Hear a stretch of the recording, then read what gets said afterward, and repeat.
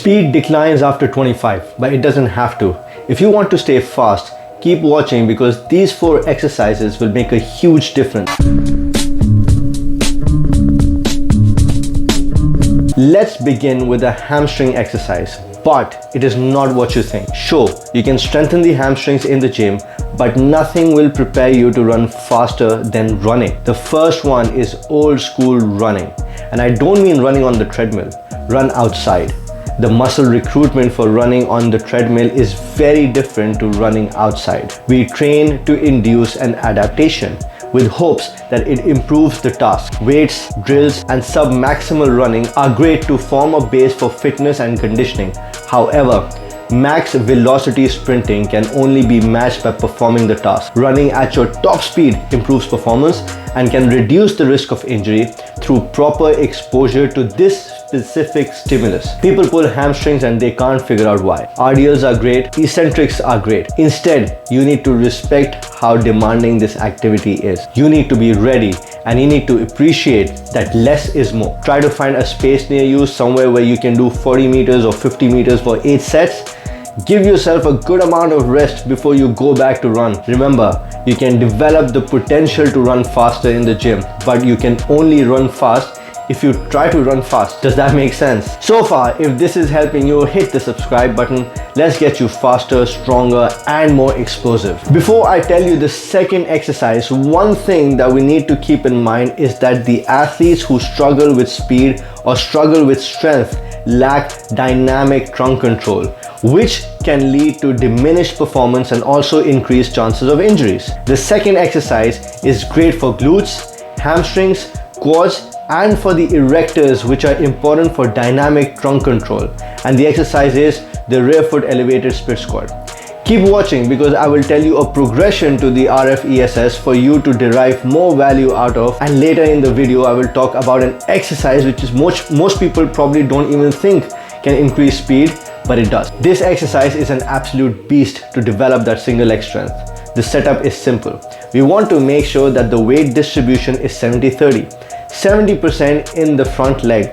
Now ideally, this exercise can be done with a barbell to work on the trunk control, but I will show you how you can use dumbbells to do that as well if you don't have a barbell. Now we are going to elevate the back leg and drive our knee down.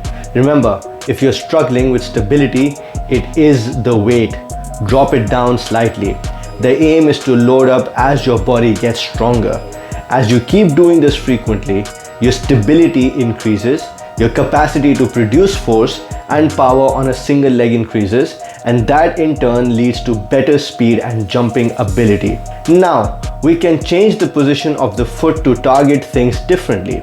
If we become a little tighter with our stance, we can work on the quads and the ankle dorsiflexion, which will help us in the drive phase. If you think you have weaker quads, you can do this variation of the stance. 4 sets of 4 to 5 reps on each leg are a great way to target this exercise. Now the progression. Once you feel comfortable, stable, and strong in this position, we will work on impulse.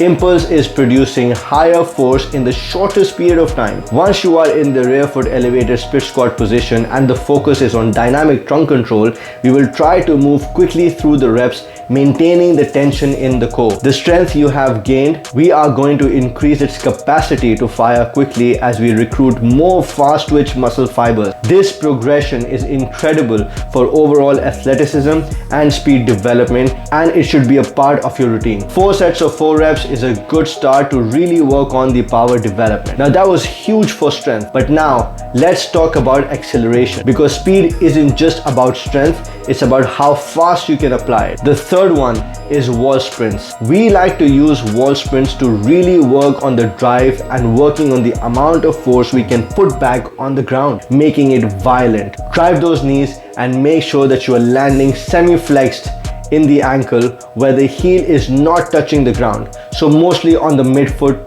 to work on that forward shin angle to increase speed and enhance that acceleration so we can quickly reach top end speed. And this drill will help you increase the plant during the drive phase. We should be doing these 3 to 5 times a week, no matter what your program was that day, without fail. How long should you be doing them? I would say go for combined 3 minutes of work but resting adequately so you can really push yourself. Still with us? Good, because the last one is something you can't miss out on.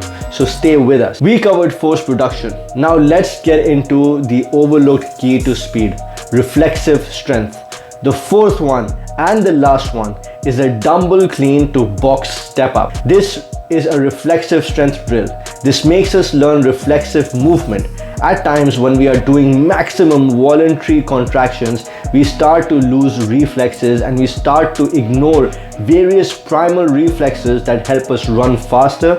And by utilizing these reflexive strength exercises, we make sure that we can take the maximal strength that we are gaining and we apply it at top end speed. There you have it, guys. These 4 exercises will help you increase your speed without a doubt. With a well-structured strength program that includes exercises like these, is bound to have a great impact on your athleticism. For a program created specifically for you, reach out to me on this email address or message me on the socials that are in the description.